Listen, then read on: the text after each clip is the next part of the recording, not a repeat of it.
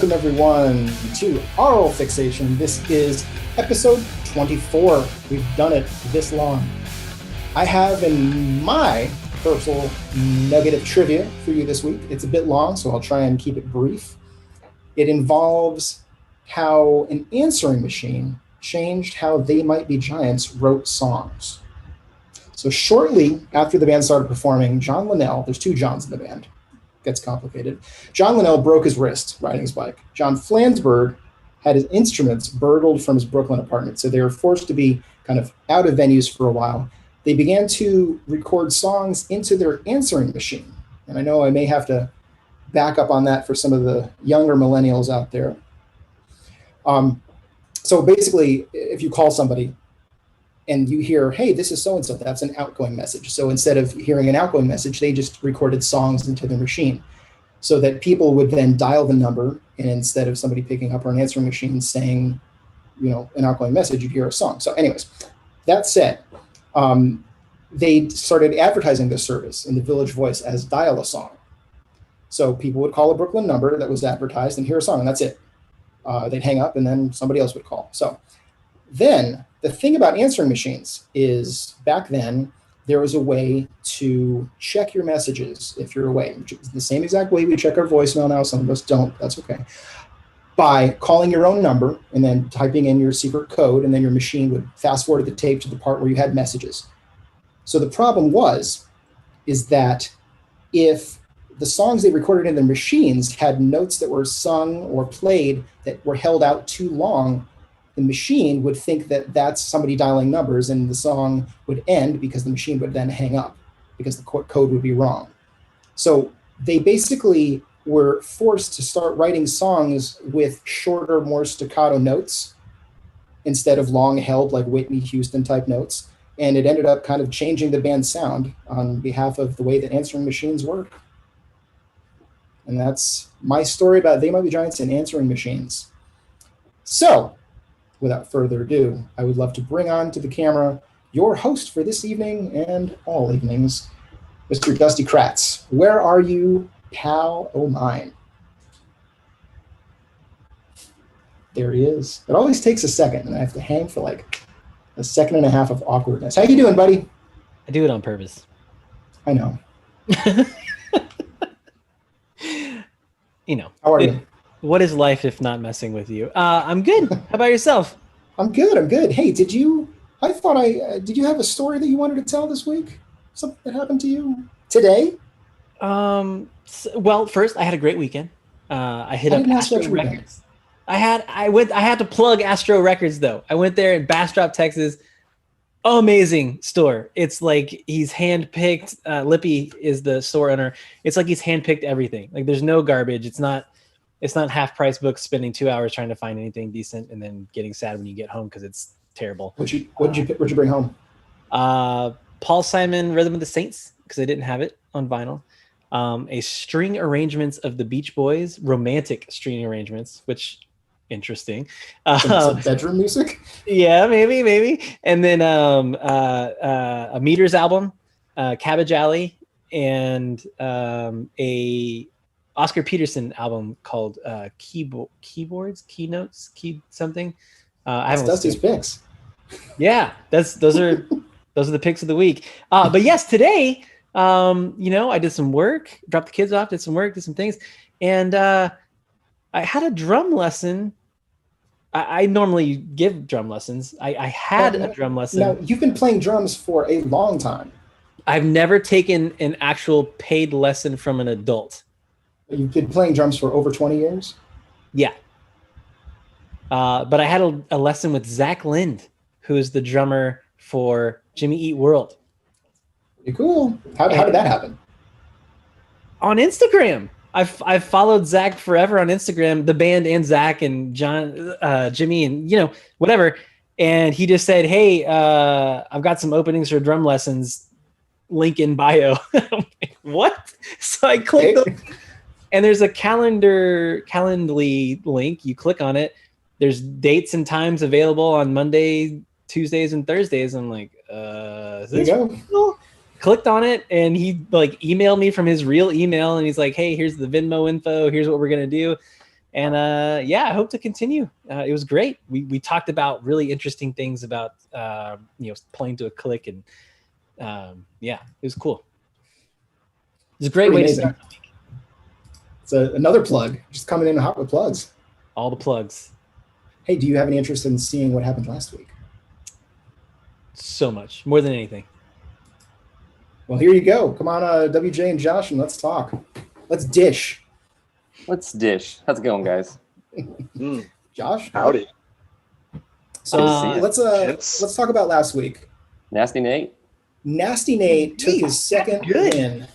I like that. Second win. Strong. And he gets a break. It's a break. Yeah. Have we ever had he gets a break? Because we have an amazing episode coming up with an entire band all in one place. Buttercup, a groundbreaking original. Buttercup is here. That's right. So should the emoji round winner in Buttercup decide to come back next week, they get to play two-time winner Nate. Yeah. Exactly. Can we just shout out the emoji round though, real quick? I got more text and reactions from that round from people watching than maybe any ever so far. It did go over well. It's got something for everybody. It's got something for everybody. It was. I was captured by Johnny. I really liked Johnny. Like, he was one of the most positive, energy. Just really, really positive energy guy. And he was so excited to be on. It was really cool to have that. Yeah, he did a great job. You can just tell you're having a great time. Looking forward to it, guys. It was a fun episode. And super quick, Chelsea, no, I wasn't wearing drum gloves. That was a phase. I'm done with that. Let's not bring it up again, please. Thank you. All right. You've given up throwing sticks at the crowd. I think that should be a thing. I think he still got him somewhere. He didn't throw them away. Maybe. I don't think so. I don't know. Right. Well, I can't wait to get into tonight's show. We do have an entire band competing against each other. We have San Antonio, Texas's Buttercup about to come on. So cheers to them. And everybody have a great show. Y'all too. It's going to be a good one. Good luck, everyone. Later. Have an awesome show, guys. All right, everybody. Thank you so much for tuning in to Aural Fixation episode 24. We're going to keep it moving. We're going to keep it fast and get these guys on here. We have the entire band of Buttercup, which I personally have never seen them, but I've been told interesting stories for the past week about their live shows. So I'm sure we'll get into that a little bit. But let's bring them on. Let's meet our contestants. First and foremost, he won a Grammy for his work with Freddie Fender, little known artist Freddie Fender, and has won many friends and fans from his ever-present smile. I'd love to bring on Mr. Joe Reyes. Come on down. Hey, you didn't think I'd read it? Is that what the thing is? It sounds weird every time. I'm just like, what? How did that happen? Freddie Fender was a huge deal in our family. Like, my folks had all those records, and then at one point in my career, we crossed paths, and we had a great time making that record, and then it just happened to win that thing. It was crazy. Yeah. Congratulations to you. That's super awesome. Yeah, it's a lot of, and a lot of Grammy winners will tell you it's being in the right place at the right time, and continuing to do, what we do through these years. But yeah, it's always fun to just kind of, have something like that happen. But then it's just back to the grindstone and just working and teaching and doing all the things that we like about music. Yeah, it's great to be here. Thanks for having us. Absolutely. Thanks so much for coming on. And I have to ask, so I'm a member of the Recording Academy. Been to the Grammys a few times. I've met some Grammy winners, right? We shot a video one time for the band The Mowglis. It was like this branded piece of content at a guy's house. I cannot remember the name of the guy, but he basically was in charge of mastering, and he had done like all the Black Keys records and all this stuff. I'm not kidding you. You walk in and you're kind of like downstairs, and you go upstairs and there's a piano, and it's very beautiful space that we were in.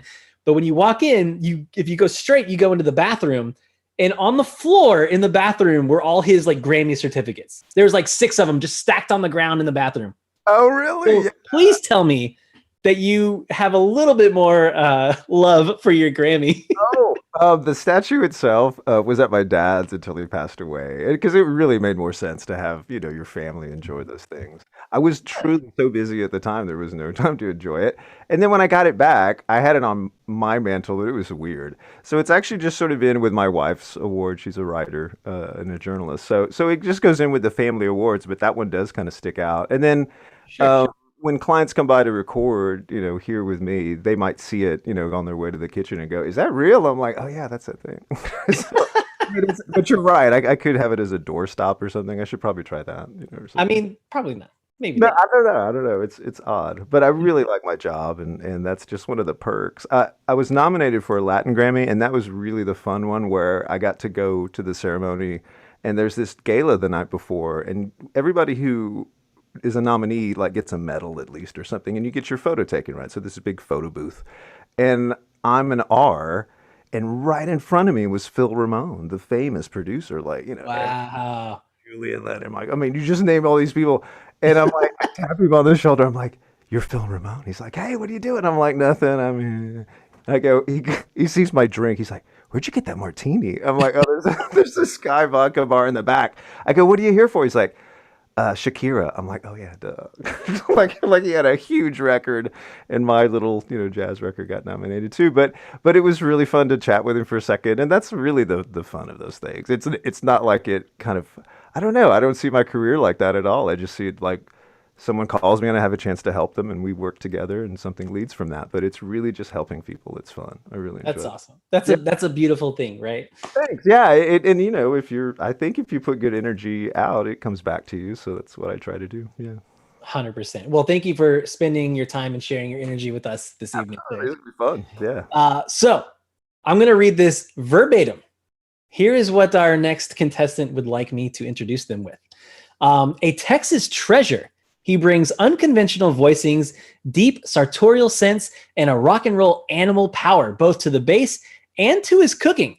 Compassionate, understanding, patient. It's Odie. Come on down, sir.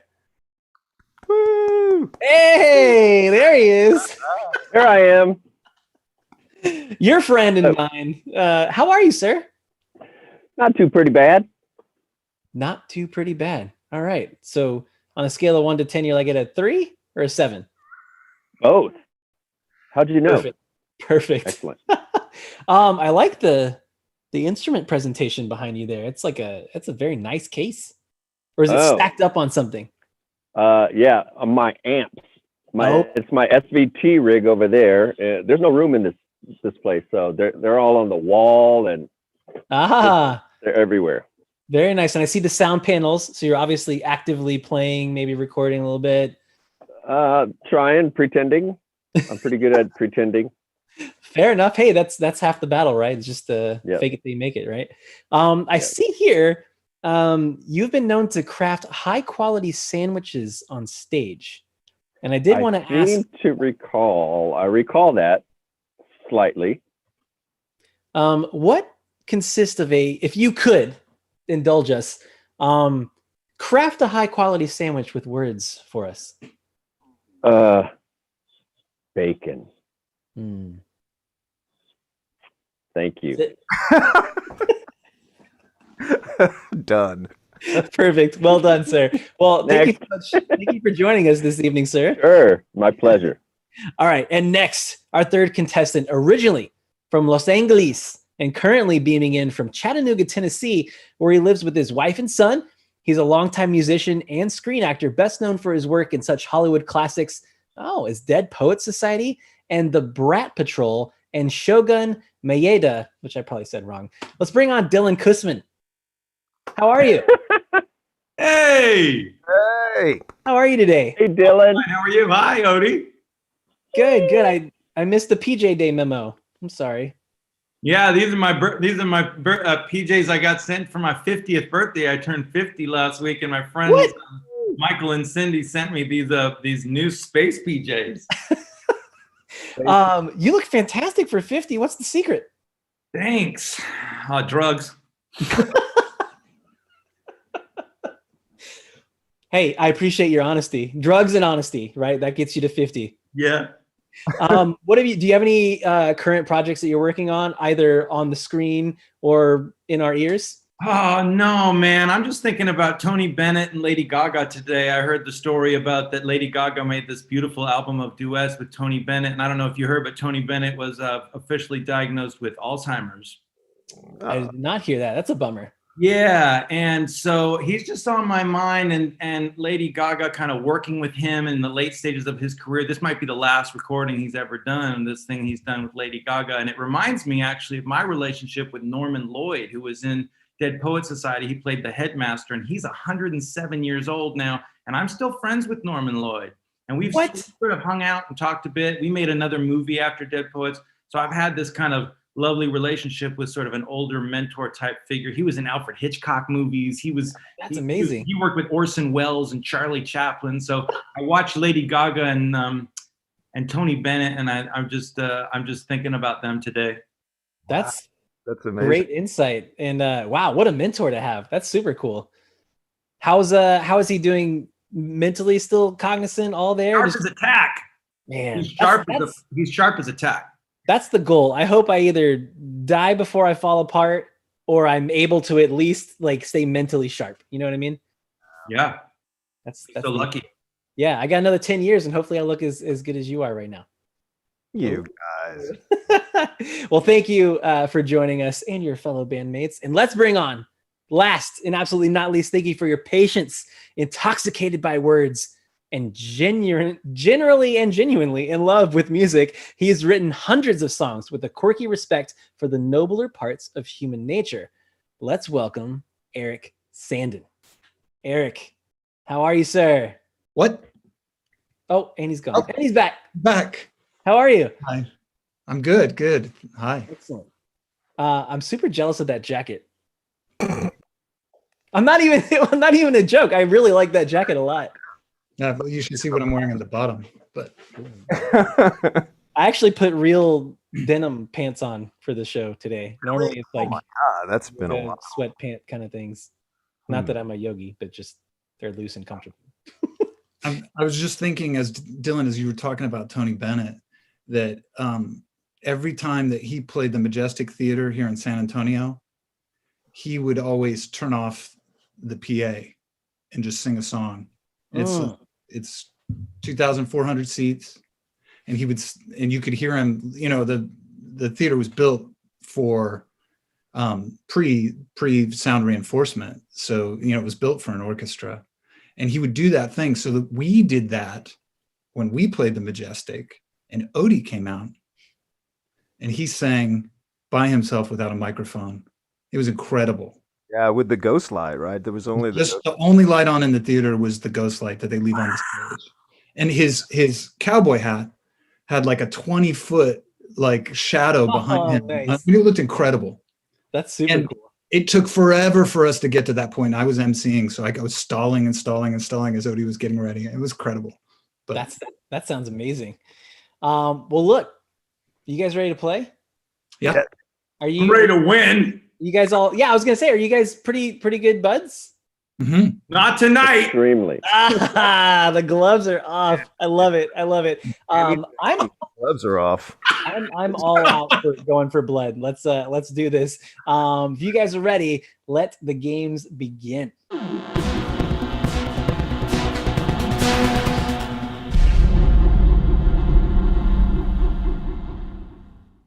All right. So as a reminder to you gentlemen, even though we went over it not too long ago, and for everyone playing at home around the world, including your mom, here's how the game works. There's 4 contestants, 5 rounds each, 10 questions per round, unless we throw in a little bonus. We're going to be increasing in scores with each round, and we'll be increasing stakes as well. And at the end, normally we're playing for bragging rights. Today, I think we're playing for a bit more. I can't put my finger on it yet, but just, saying it's something. And also, I do want to point out that our man WJ is in the chat. And after the 3rd round, we're going to test out doing a little trivia action in the chat as well. So you can truly play Aural Fixation at home with a writer and producer from the show. So without further ado, let's get into round 1.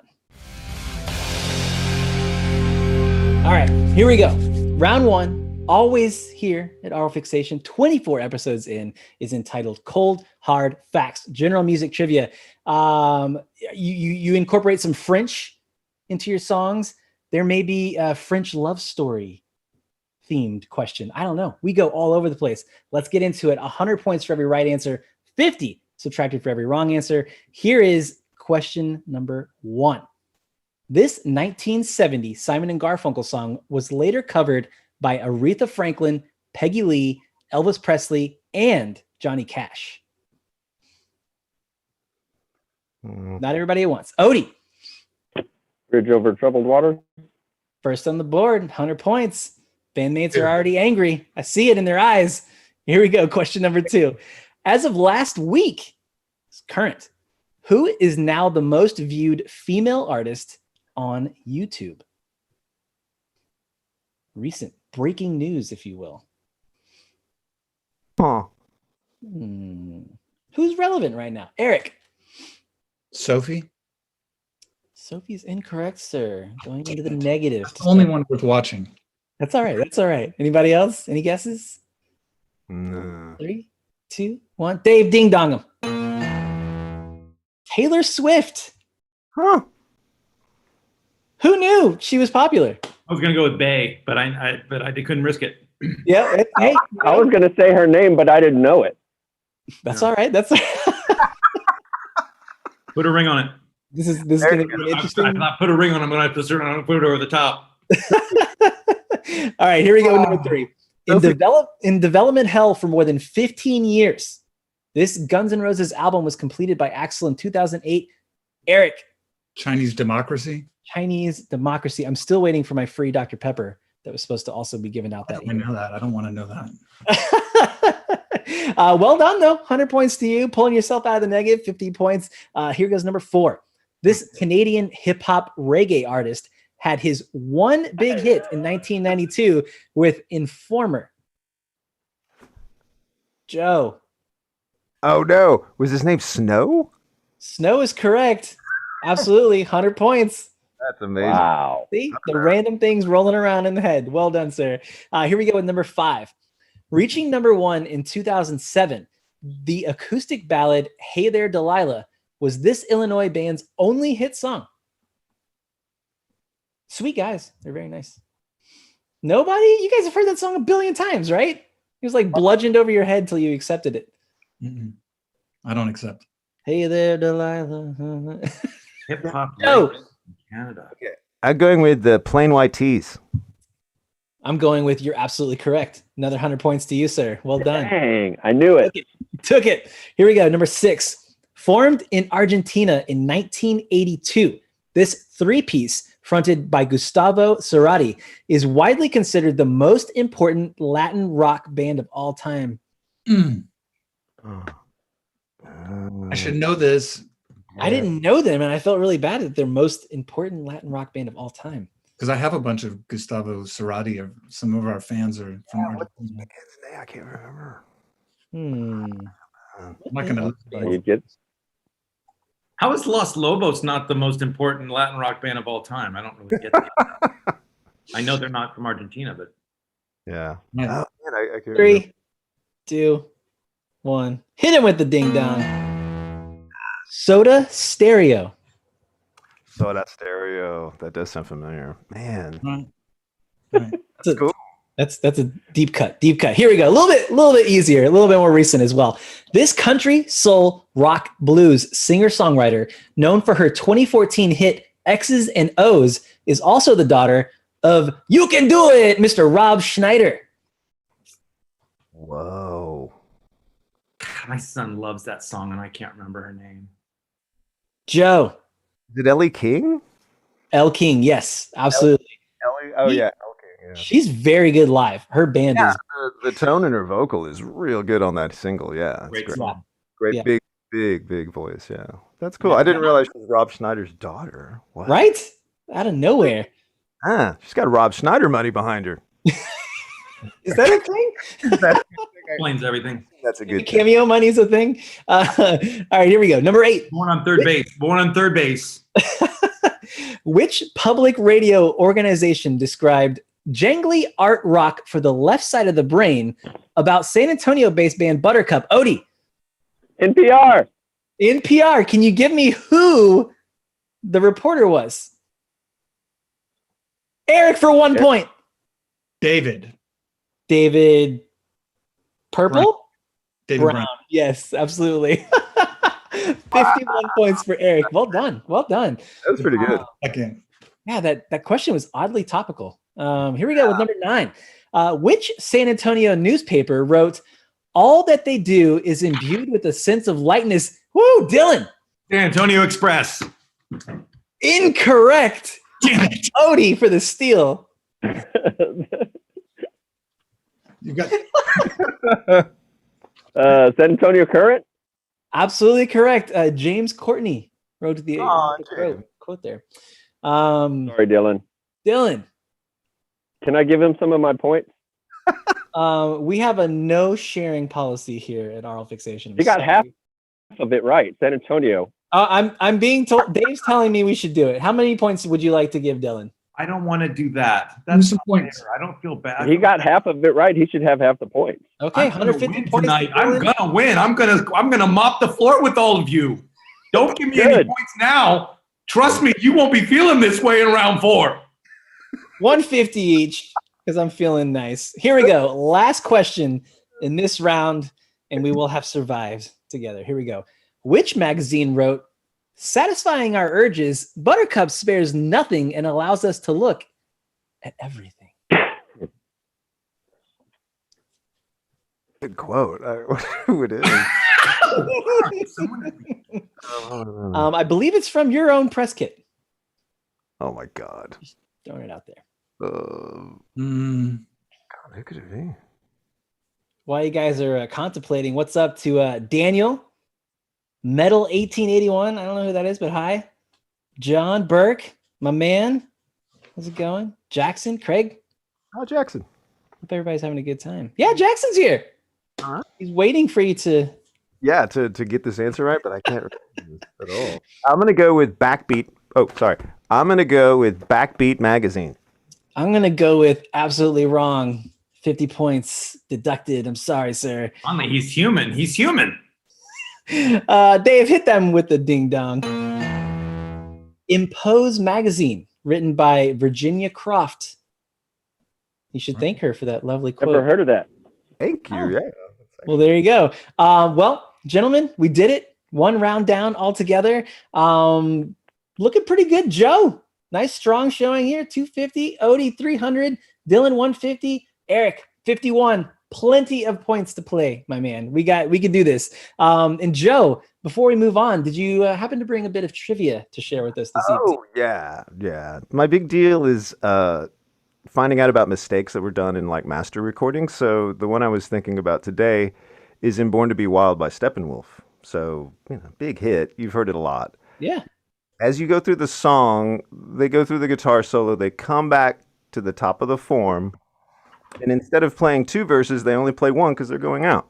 But the bass player thinks they're going back to the second verse, so he starts to go back. He plays an E, but literally that's the chord that starts to climb up the G to A to E part in the chorus. So he hits an E over a G chord, and to me, it's wrong. Like I can hear, I'm like, oh, that's wrong. But it actually it causes like a cool tension. So I've had friends go, well, I don't know, it still sounds good. I'm like, nah, he was supposed to hit a G, dude. Like that's the form of the song.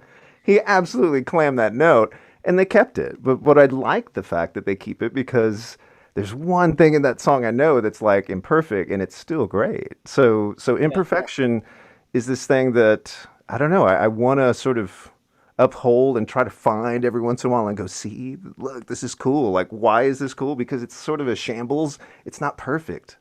Now with the computers, it's easy to make things perfect, but it's kind of, it's a bummer. I don't like it. We don't make records like that. We all get in a room and make a bunch of sound, and that's the record. So, yeah.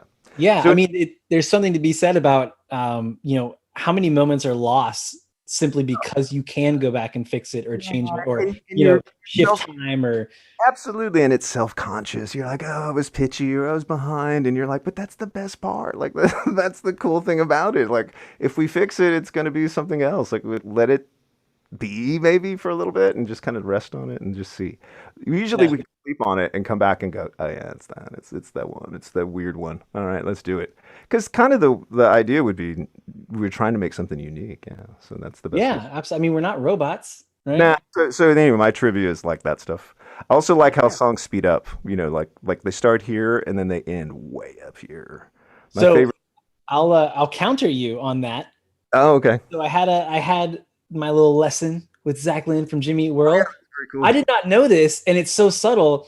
He told me in Jimmy Eat World, they have a tempo for the verse, and then they turn it up a couple BPMs for the chorus just to get that driving energy and then bring it back down. But when they play live, he puts one click in his ear and it doesn't change. And he sits back as far as he can on that tempo. And then he pushes as far as he can on the tempo. And it's fascinating how much leniency you have with one single BPM. Like it's surprise. Yeah, there's a little bit of wiggle room, and then learning how to play on either side of it is a challenge. Yeah, it's fun. But that's great. That was his challenge to me. He's like, sit down, play with the click, and then like, where can you go on either side? Very good. That guy's a great drummer. Yeah. Oh yeah, absolutely. Okay, that's awesome. Okay, let's get it on. Let's get it on. Very, very insightful. Thank you, though. I appreciate it. But let's get into round 2. So some of you might know it, might not know it, and some of you might. But Aural Fixation itself is actually based in Texas, as is the band Buttercup. So here are some Texas-based questions for our Texan contestants, all about Texas music. You guys ready? Ready. Yeah, maybe. Yeah, feeling it. All right. 200 points for every right answer, 100 subtracted for every incorrect answer. Here is question number 1. Known as the Red-Headed Stranger, this native Texan is best known for On the Road Again. Eric. Willie Nelson. Willie Nelson.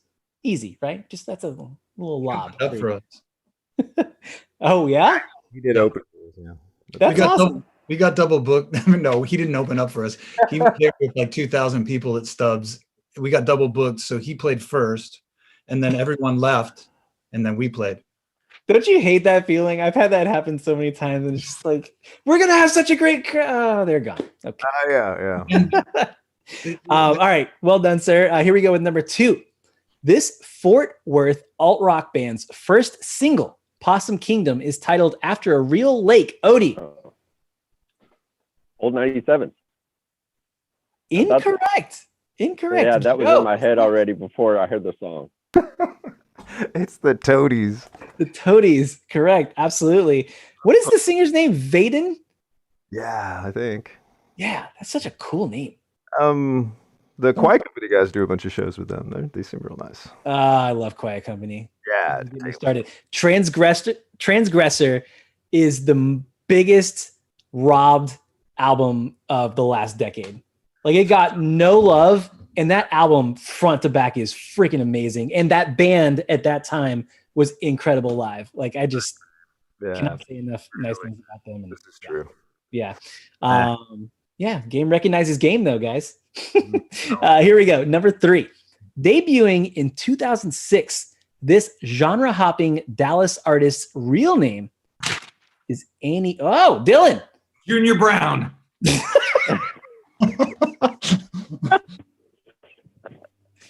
Odie. St. Vincent? Yeah. The amazing St. Vincent, not Junior Brown. Junior Brown's amazing? Yeah, I mean, yes. They're both very good. Not the answer to the question. But he ain't hot. Here we go. Number 4. Nelly. You guys know Nelly. Collaborated with this People's Champ on the Grammy-nominated track Grills, named after his favorite dental jewelry. Ooh. Texas artist. So Nelly collaborated. I don't know what you're asking. Nelly collaborated with this Grammy-nominated artist who likes grills. I thought you were asking about what his jewel is called. No, that's the title of the song. Grills. Ugh, Nobody? Houston? Nah. Doesn't represent. It's this guy. It's this guy. Me and this guy. Paul Wall. Paul Wall. That's the answer. That's great. Come on, man. You guys know Paul Wall. The People's Champ. Here we go. Number 5. No points deducted for any of that. This San Antonio psych punk band formed in 1976, but didn't see mainstream success until 20 years later with their single Pepper? Ooh. Eric. The Butthole Surfers. Correct, sir. That was the most proper I think that name has ever sounded. The Butthole Surfers. 200 points to you. Here we go. Number 6. Formed in the year 2000, this Dallas psychedelic pop band is best known for having dozens of members on stage. Ooh, Joe, by a hair. By a hair, the Polyphonic Spree. Polyphonic Spree. Are those guys still around? No. Yes. No, A good friend of ours plays drums. Jason Garner. Yeah. The guitar player is a friend of ours. Yeah. Well, they have so many folks, but they're great. Right. They Yeah, had great Vincent. band. She was in that band. Yeah, St. Vincent. That's right. Yeah, she did a stint. Didn't what's her face that's married to Jason Isbell? Amanda Shire. I think she did a little time in the Polyphonic. Human Time and Polyphonic Spree. All right, number 7. Founding members Britt Daniel and Jim Eno formed this band. Eric. Spoon. Absolutely correct. Talk about playing with that, shifting with those beats, those draggy beats, man. Jim Eno. You're welcome on the show anytime, Jim. Yes. With the end of that question, did it have anything to do with the tick? It did not. It did not. Okay. It was just saying they had 9 albums. That was about it. No, man, they're great. Here we go. Number 8. Part of the alt country boom of the 1990s, this Dallas band fronted by Rhett Miller. Eric. I'm giving it to Odie. Odie answered it. Odie. Didn't you already answer this? I did. Old Answer the wrong question. Yeah, but now you have the right answer. What is it? Old 97. Man. Wrong. It's St. Vincent. No, I'm just kidding. Yeah, we'll give points to Eric and Odie. Well done. Well done. Oh, that's true. Couple more in this round. Here Very we go. nice. Originally comprised of Bushwick Bill, Scarface, and Willie D, this Houston rap group has been called Southern Rap Pioneers. Eric. Cypress Hill. Not Texas-based. Joe. The Underground Kings? Also incorrect. Oh, no, I'm thinking. There's a lot of Southern rap pioneers. Yeah, these are good, like big guys. Oh, now I feel bad. No? Anybody else? Dylan, I see you kind of pontificating there. No, he's just checking his Facebook feed. He's not even watching the... He's wondering if Junior Brown's going to work this time.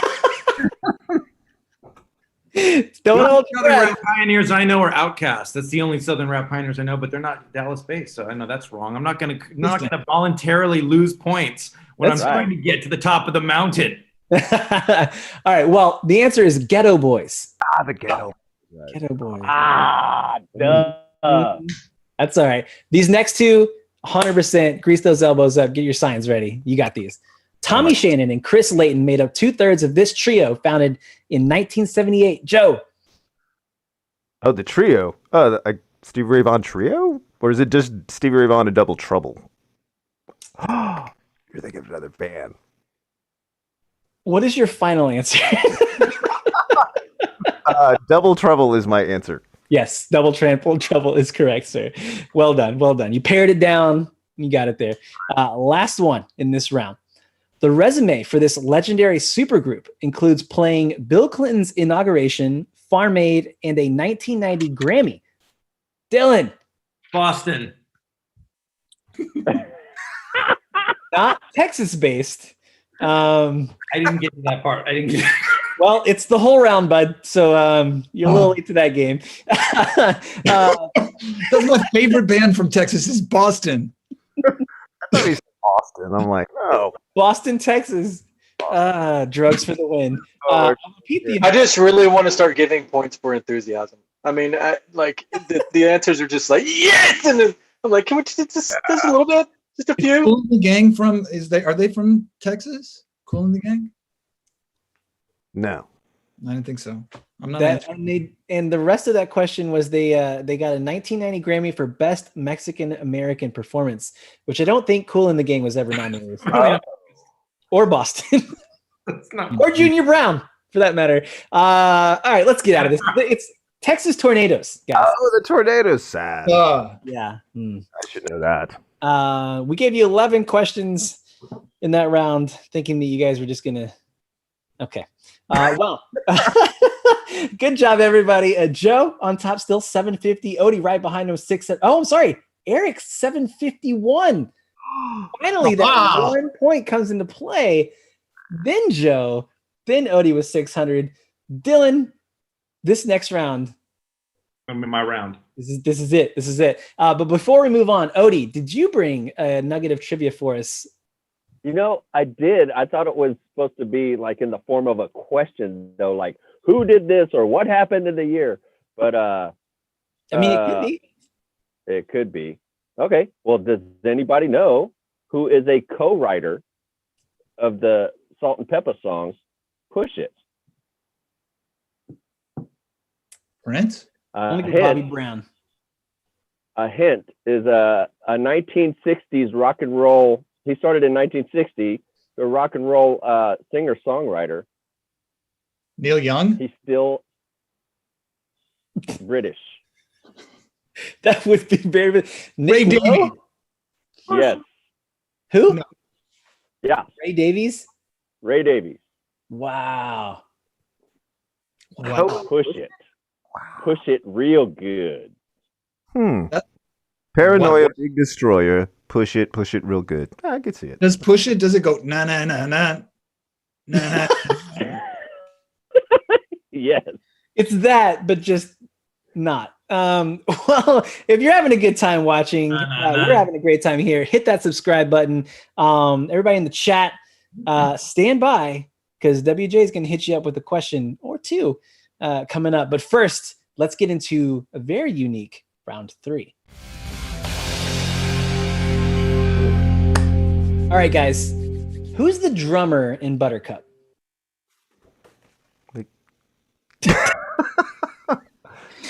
All right. Sometimes, and then sometimes Odie is too. Yeah. Okay. All right. Well, maybe this might slant a little bit in your favor, maybe not. This round is entitled Percussion Introduction. I thought that was the question. I thought it was a question too. I was going to answer nobody. I know, right? See, I set the round up and then asked the questions based off of. Okay. We'll get there. You're going to have to guess the title of the song by hearing just the drum introduction. I like it. All right. Okay. Excellent. We've chopped off any medley, so all you get is the drums to figure it out, and we're looking for the specific song titles. Artist is great. We need the title for the points. 300 points for every correct answer. 150 is subtracted for every wrong. Look at Joe. He's already just like, oh, yeah, let's get it. Here we go. Josh, can you please play drum introduction, percussion introduction, number 1?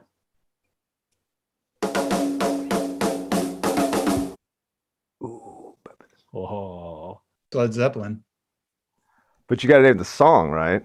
I don't know the names of songs. Dylan. Oh. You don't have to go. Nope. Not Dire Maker. I Odie. wasn't right anyway. Somebody Flashlight by Parliament? You sent me into that idea, but that's not what that song is. Incorrect. Odie and Dylan, you're out. Joe and Eric. What? Led Zeppelin. Play it one more time, Josh, please. It's not. It's not? Dun, dun, dun, bow, bow, bow, boom. Dude, I love how adamant you are. that is. I can't hear that. Flashlight. No. Sad. Somebody stole it. So no guesses? Sorry, no correct guesses? No.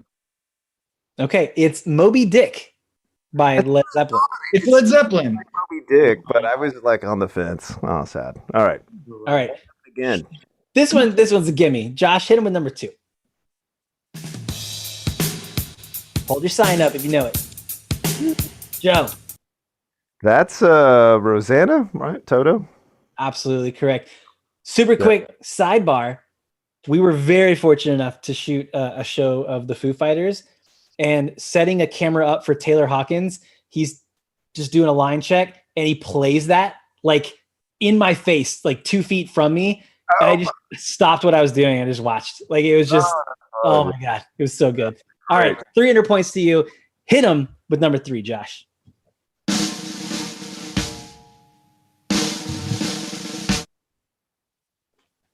That's the Beatles. No. Come on, seminal. God. Nobody. I am old. Mm-hmm. One more time, Josh, if you don't mind, please, sir.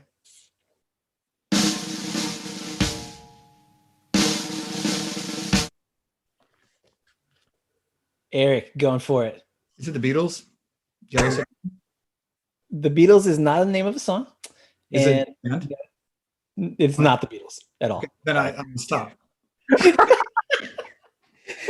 It's good. No points taken away. It's Cherub Rock by the Smashing Pumpkins. Oh, sad. That wasn't a big Kicks off the whole Siamese Dream album. Oh, yeah. Now Taylor Muse is going to be really mad if he's watching. But I didn't listen to any of those songs. So. Yeah, he loves those records. Yeah. Taylor, if you're watching, you're more than welcome to join the show anytime you want. He's going to rename his guitar, Joe. Yeah, that's right. He has a guitar named Joe Reyes. That's hilarious to me. That's awesome. All right, here we go. Number 4.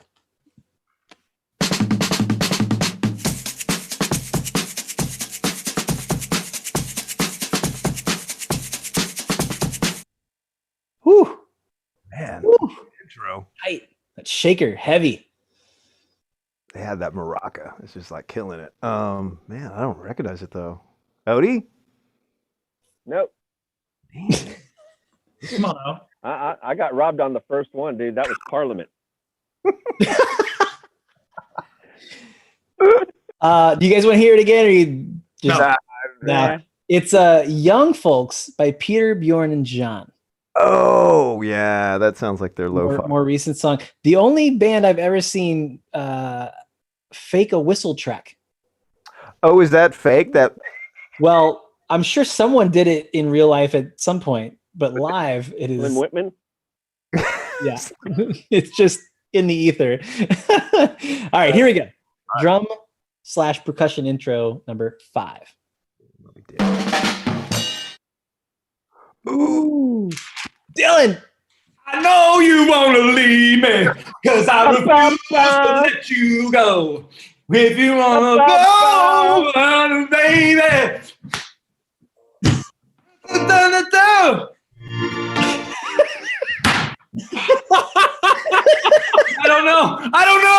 don't know what it's called.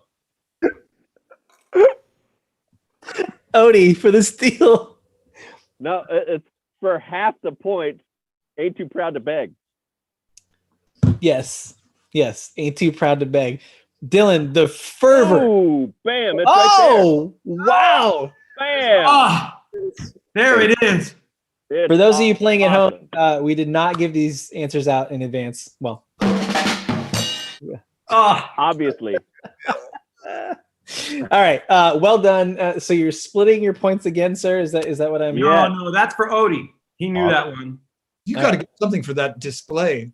Yeah, you have to get the song title. The whole thing until the. I'm batting 1,000 on wrong answers tonight. I need to keep the streak alive, baby. I don't get any points. But hey, you're 100% in effort. I'm in it. I'm in it to win it. All right, moving on.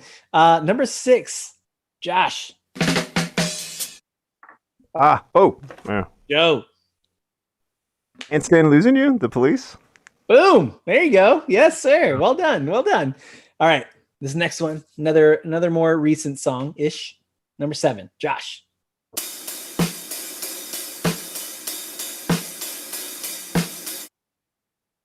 Oh. It's the Strokes, whatever their songs are called. You need a sign up. Oh yeah, you need. No, I don't know. I can't remember the word, a line, nothing, but I can tell what that is. Anybody else? Listen to it again, guys. Somebody think of this song. Let's play it one more time. Josh, please.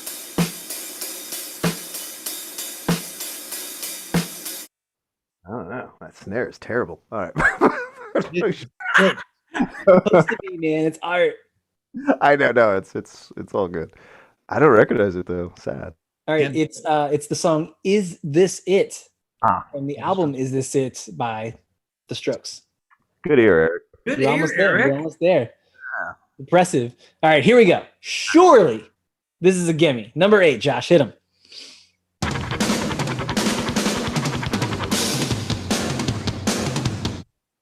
That rocks. Man, Matt Sorum on drums. He's not messing around. That was awesome. Oh, I guess I kind of gave you a. Oh yeah, no, I but now I still don't recognize that. My wife is gonna kill me. One more time.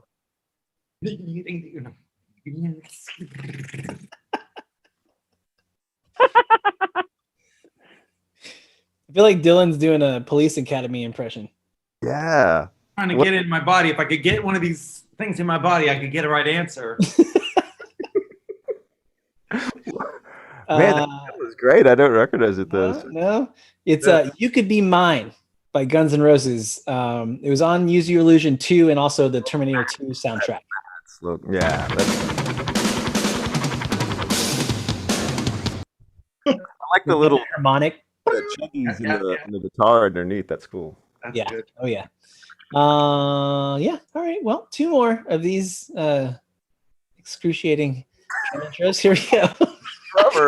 Number 9. I like this round. Let's get it, Josh. This is my favorite round by far.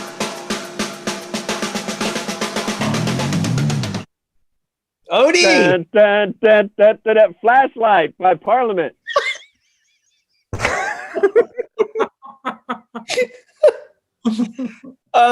Not every great drum intro's Parliament, my man.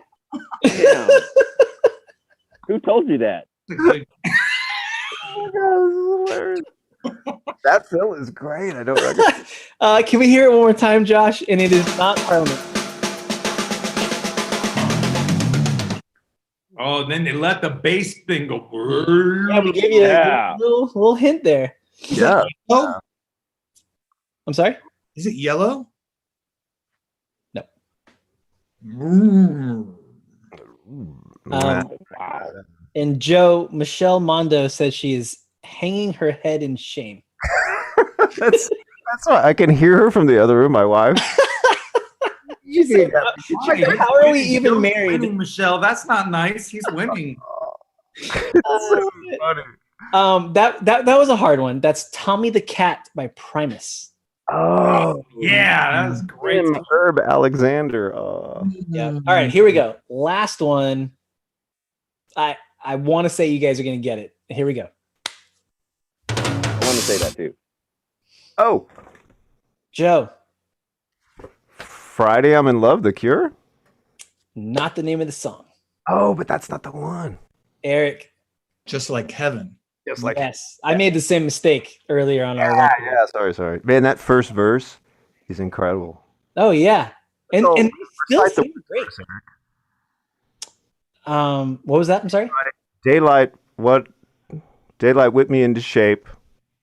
Licked me into shape. Must have been asleep. I must have been asleep for days. Moving lips to breathe her name. That's the last verse. That's the last verse? Oh. Yeah. The first verse is show me, show me, show me. All right. Man, it's such a good tune. Great fill at the top. This point? Points for Eric. Yeah. You got it. 300 points. Let's see. Joe officially on top, 1,200 points. Eric right behind, 901. Odie with 750. Dylan, I can't tell. It's kind of small. It looks like a negative 350. Oh, yeah. Is there some audio issues? Huh? What's that? Good. No. You're doing great, bud. You're doing great. That's all I was saying. You're doing a bang up job. Again, please hit subscribe if you're having a good time. In the chat, get ready for some trivia questions coming your way. And before we move on, Dylan, did you bring a nugget of trivia or interesting story for us?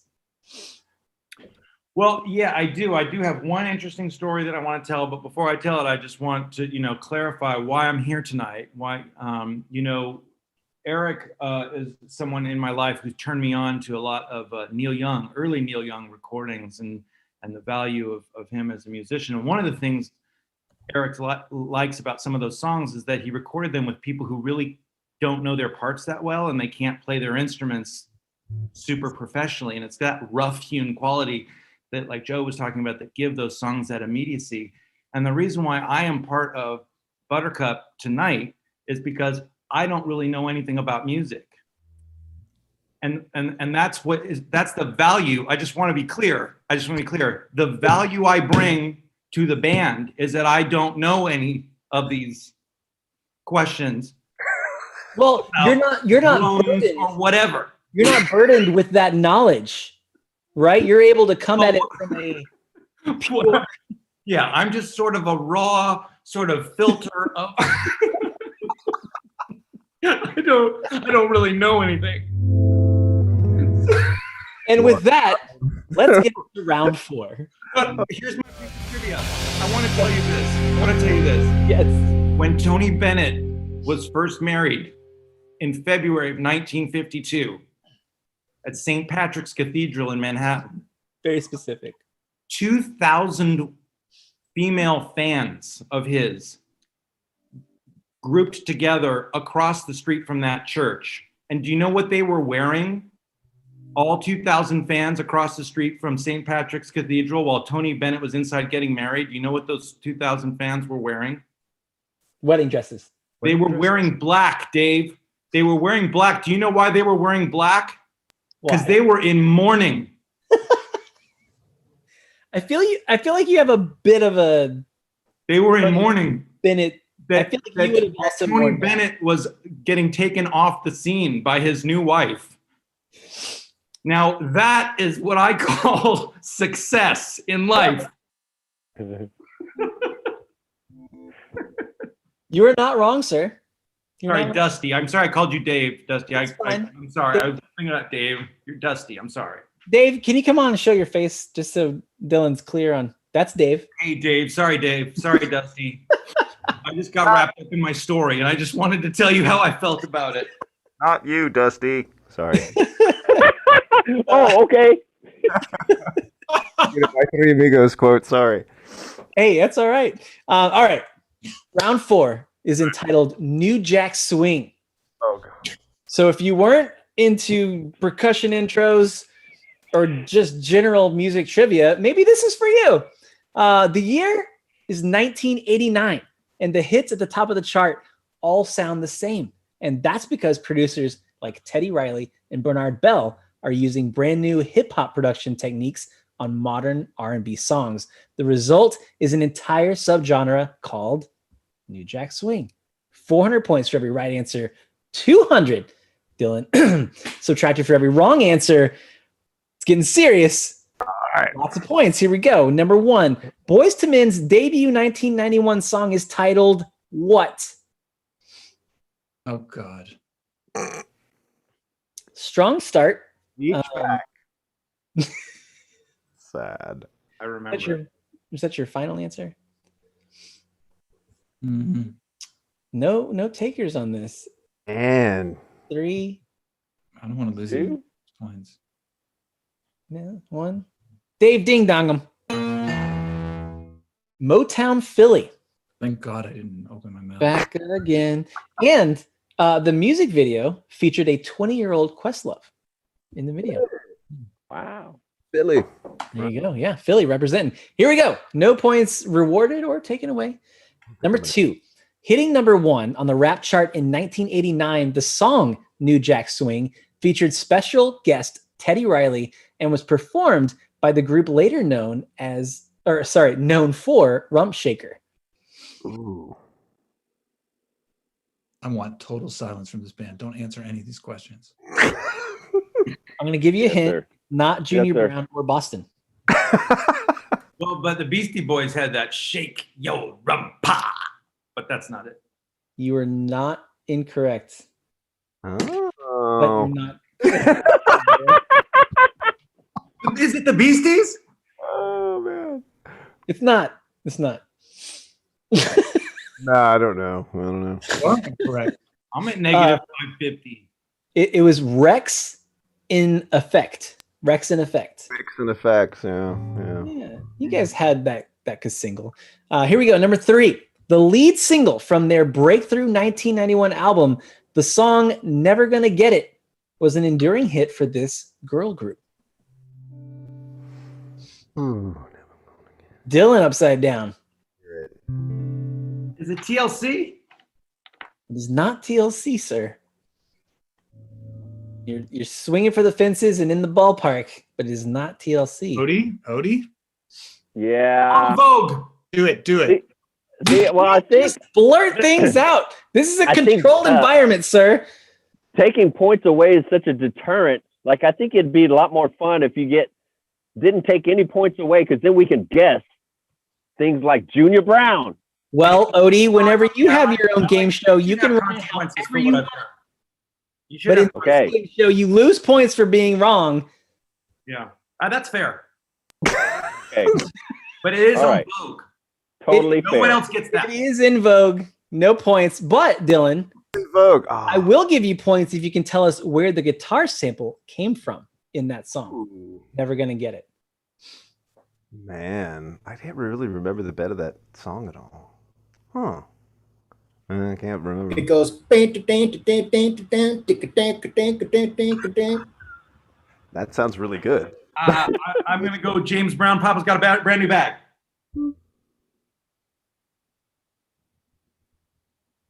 Nothing. James Brown. Papa's got a brand new bag. You know what? I'm going to give you, Josh, just an indeterminate. Basically, let's get Dylan to 0. Okay, 750 points for knowing James Brown. All right. Bam! There you go. I'm feeling generous. Here we go.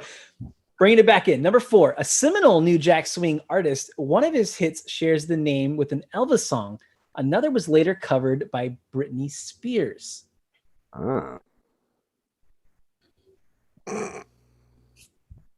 Weak on this genre. Sorry, my phone died. I'm like, Oh no! around here somewhere. Hey, I do. All right. Cool. All right. Let's Go, buddy. Come on, Joe.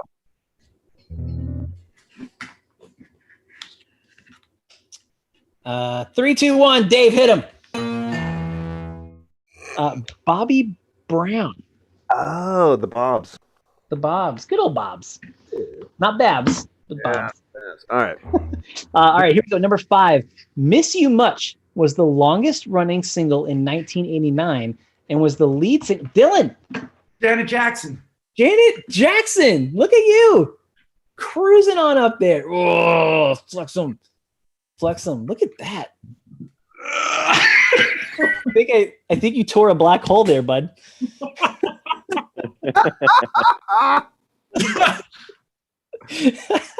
Well done. 600 points now, so that's respectable.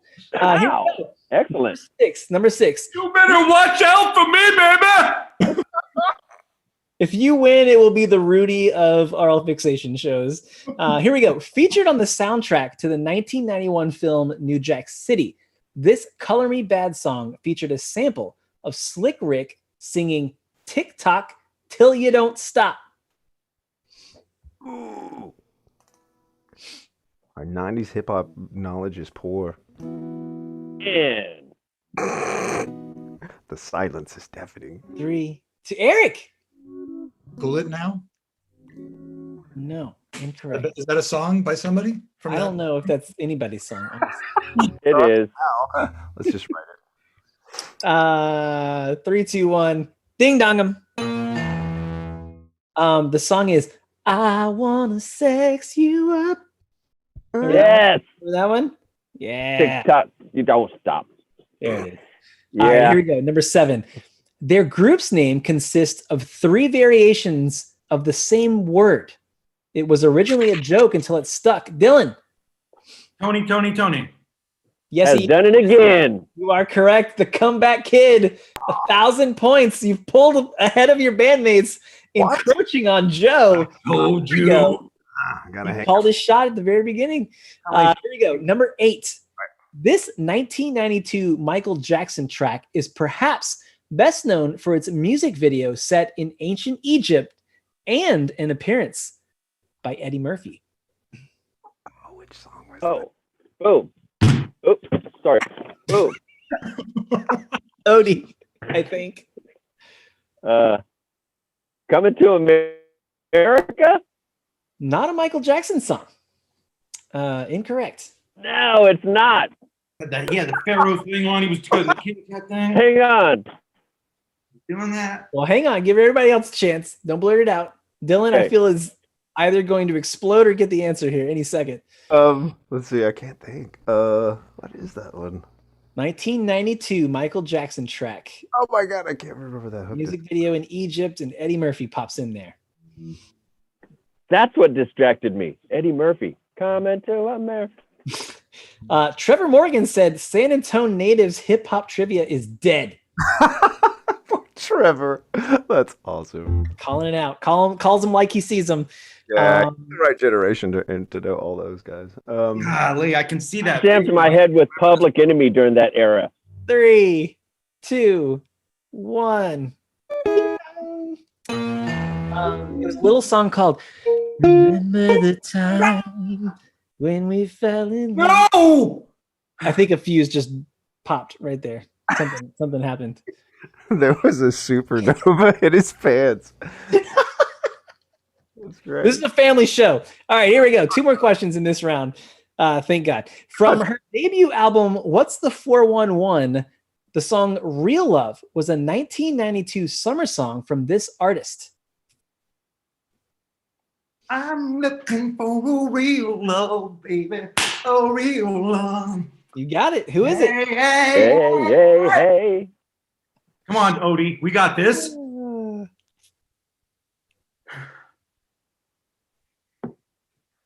Oh God, it's I've worked so hard to build up a point base. I'm not gonna risk it if I don't know it. I can't. I can't go backwards now. Smart. It's smart play. It's smart play at this point. Dude, 3, I'm gonna be mad when I hear this one. 2, 1. Ding dong him again. Executive produced by Sean, later Puffy Combs. It was Mary J. Blige. Oh yeah. Man, Yeah. my knowledge is sad. No. All right. Last one. Last torture question. Here we go.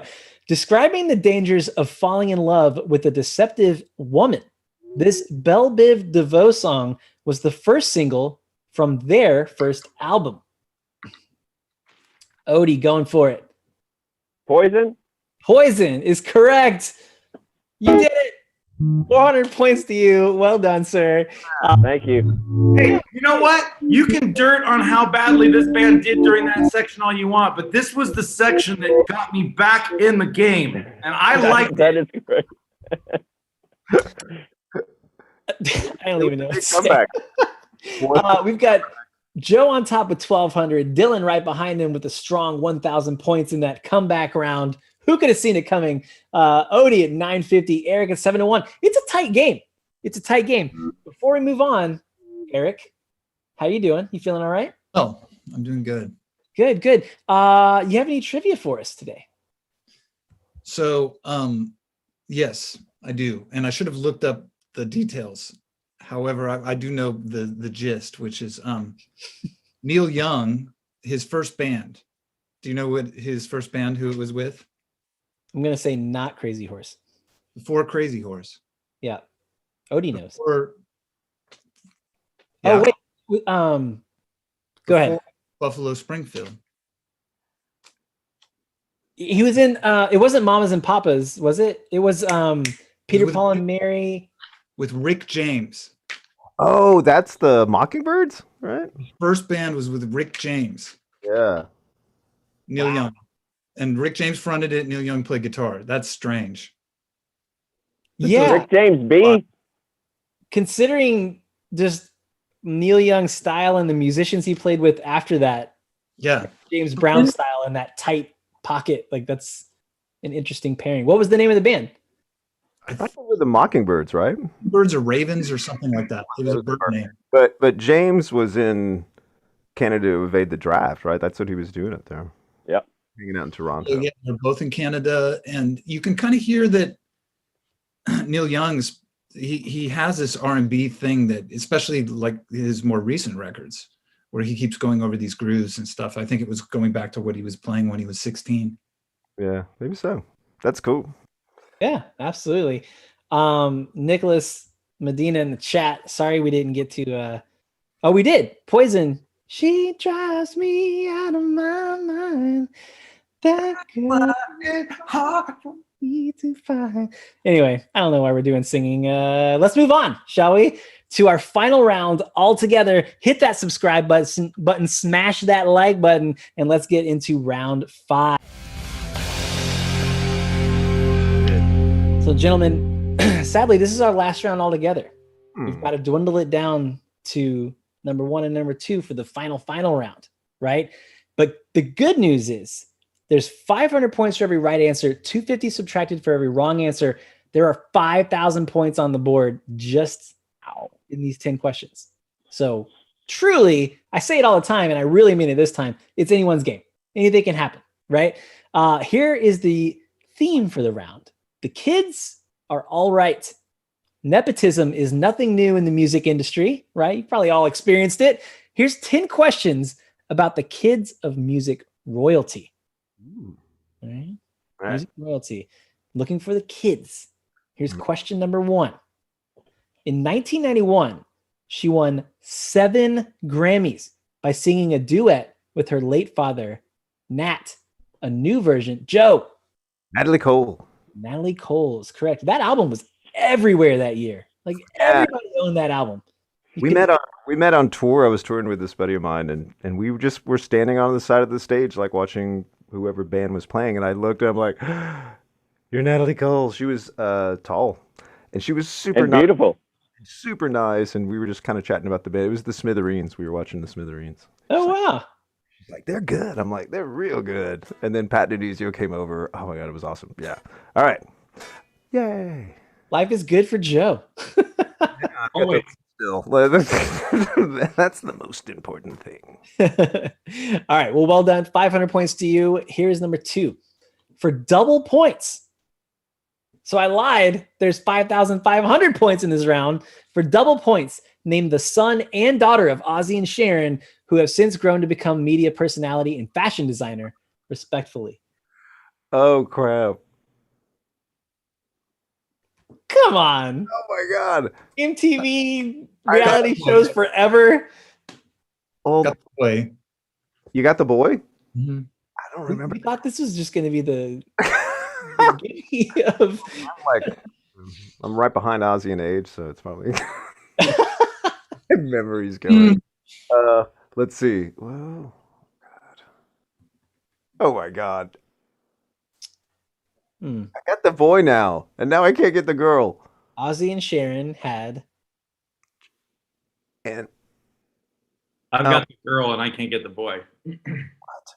Can we split it? Let's see. All right. 2. Jack and Jill. Ding dong 'em.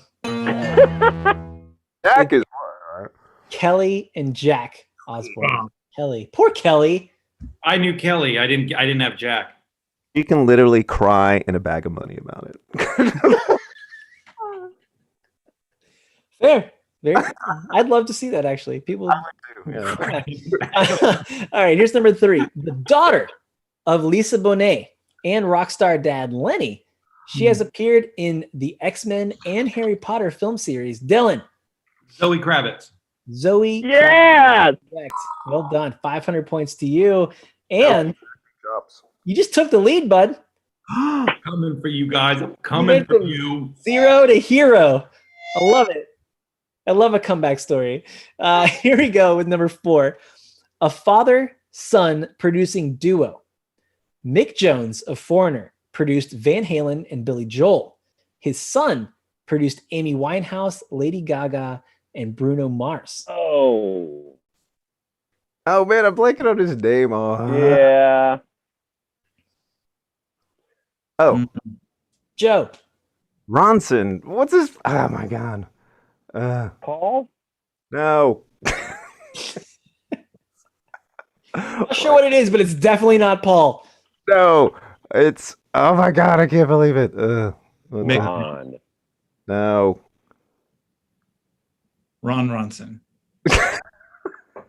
That would be a good name. Ron Burgundy. Oh my god, I can't believe I don't remember his first name. Well, I'm only gonna get half right. That's sad. Anybody else have a guess?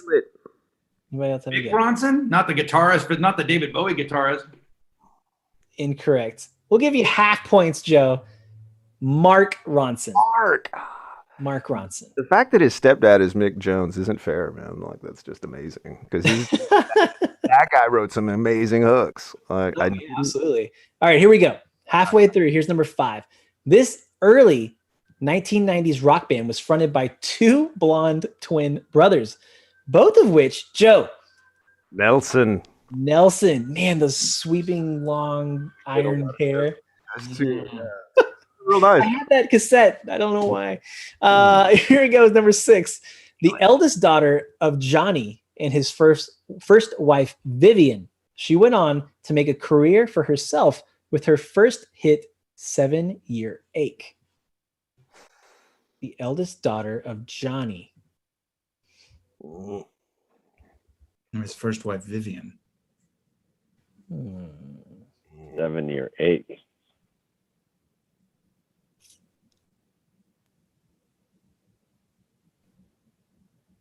Wow, it's real quiet, guys. Oh, it's all this. Oh my God. I gotta go pee. All right, well, Dave, hit him with the ding dong. That is the answer is Roseanne Cash. Oh, right. Johnny Cash. Yeah, Roseanne Cash. There we go. Yeah. I was little known. My head was elsewhere. That's a good one. That's all right. That's all right. Here we go. Number 7. Loudon Wainwright III has 3 children in the music industry. Guess what, guys? Points, 500 points. Dylan, I'm going to finish just so you don't, 500 points for each kid. Can you name all 3? Wow. Or if you can name one and you other gents can name the others, you will also get more. Oh. Wow. Okay, so Dylan was first. All right, which one? I get Rufus. Martha. Rufus. Martha. Okay, 500 to Dylan, 500 to Eric. Now, Eric, do you know the other one? Absolutely not. Okay, Joe, did you have the other one? No, I only had those 2. Who's the third? Martha, Rufus, and I'm going to go with, Loudon Jr. Is that a person? a strong guess. It's Lucy. Damn. Lucy Wainwright. Dude, did she? Lucy Wainwright. Yeah. Did she Well, 500 points to Dylan and 500 points to Eric. So that's great. That's great. Thank you. Yeah. So, okay. A couple more questions in this round, guys. And let's see. It's pretty tight race still. Odie, been swinging fences here. There, if you get the next 3, you're still in pretty good shape. So let's see. Okay. Number 8, Billy Joel wrote a song about the boat he named after his daughter, a songwriter and performer in her own right. What's his daughter's name? Oof. Wow.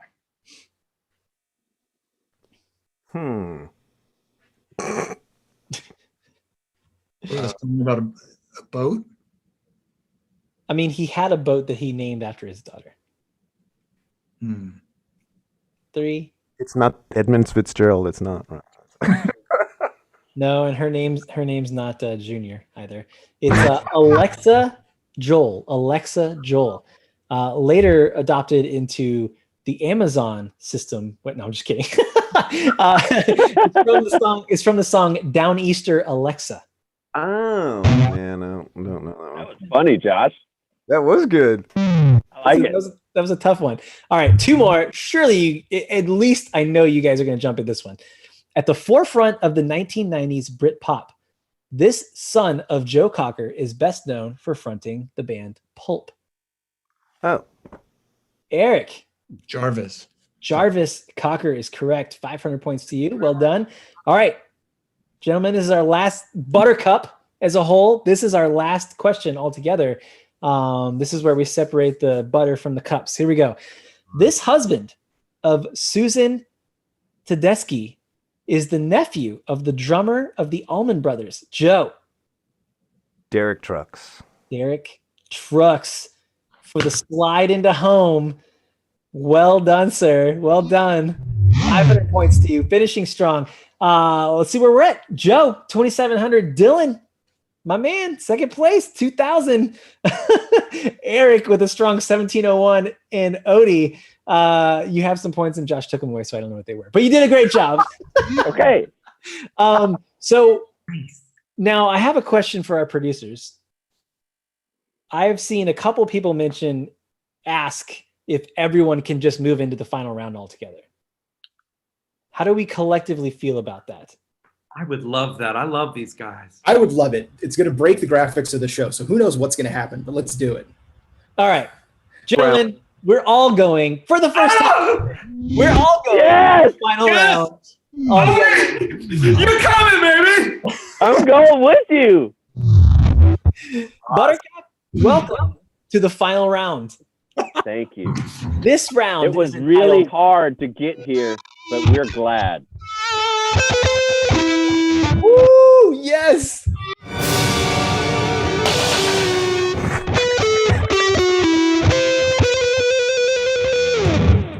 Thank God you flubbed that note. Otherwise, YouTube would have pulled our stream. Here we go. On purpose. Oh my God. Check this out. I'm going to explain this. Hopefully, I explain it right the first time. The round is entitled Fact and Forth, like back and forth. Normally, we have number 1 and number 2 give answers, and you basically ping pong back and forth until someone goes out, and then that person that's left can keep getting points until they win. However, since we're in 4, we're going to go in order from least points to highest. So we're going to go Odie, Eric, Dylan, Joe. Odie, Eric, Dylan, Joe. Round and round and round, right? Okay. So I'm going to give you a prompt. You're going to give me the answers. We're going to go back and forth naming answers without duplication. If you're wrong, you're completely out. And I'm going to hold strong. I'm not going to give any gimmies. If you're wrong, you are truly out, right? If the remaining player is still behind, you guys can keep going.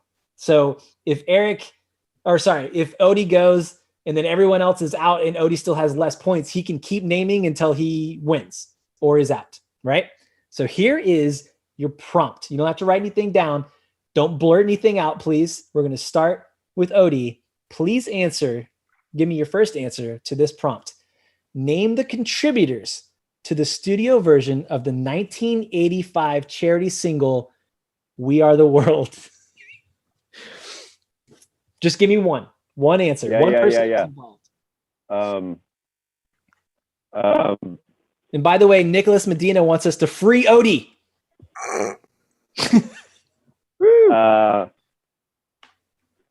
The hell's his name? It's I don't know. Bob Geldof. Yes. You went the most obscure possible, but yes, you are correct. So now we're going to go to Eric. One contributor. Michael Jackson. Yes. Dylan, you're up. Bob Dylan. Bob Dylan is correct. Joe. We Are the World. Cyndi Lauper. Correct, sir. Oh, that's what I was going to say. All right, back to Odie. Michael Jackson. Eric already said it, sir. I'm sorry. You cannot duplicate answers. You are out. Sorry. Okay. Bono. Out, sir. I'm sorry. You can stay on, though, and watch them fight it out. I'm going to. Don't go anywhere. Okay, so Eric. Bono. I do not see Bono on that list. What? He's got to be on there. I mean, you would assume so. He was in everything, but I don't think he was a part of that. We're gonna have to basically the right side of my screen is gone. Bono was part of Band-Aid. Okay. You're thinking of the other one, yeah. Yeah. Okay, it's between Dylan and Joe. Dylan, you're up next. Whitney Houston. No. And that means that Joe wins. Yes. Joe Cocker. What's that? Joe Cocker. Yep. You could. Oh, I know I could have. Was not part of it. It's a choice we're making.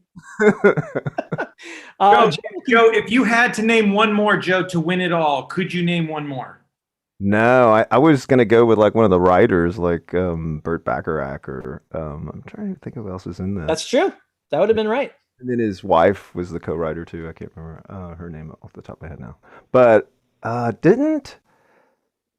Is Dionne Warwick in there somewhere? I want to say there were some older singers in there too. Yep. Elton? Did Elton John make it in? Into the American Elton one? was a part of it. Aretha Franklin, I think. Might have been Aretha. Yeah, so it was like more of the American artists that were in that one, right? Oh, Aretha was not in it. Man, I'm all. How was Whitney not in it? That seems like such a Whitney thing to be a part of too. Dan Aykroyd was actually a part of it. What? It was all those House of Blueses he bought. I think that was before then, but yeah. Joe, congratulations, sir. Let's give Joe a round of applause. You were all lovely contestants. I appreciate your time. Thanks Joe, so much, Josh. Yeah, Joe, thanks. would you like to come back next week and defend the title against Nate? Ooh, me? Yeah. Sure. Why not? Just keep it all rolling. I don't know. Is there money? And just tons of money. Just bags of cash. Bags. Kelly Osbourne is crying in the bags right now. Oh my God, that's right. And she's like, he can't have any of my bags. No. Well, thank you all for participating. Joe, we will see you next week. Thank you all for watching, and have a lovely evening. Have a good week. Be safe. We'll see you next week.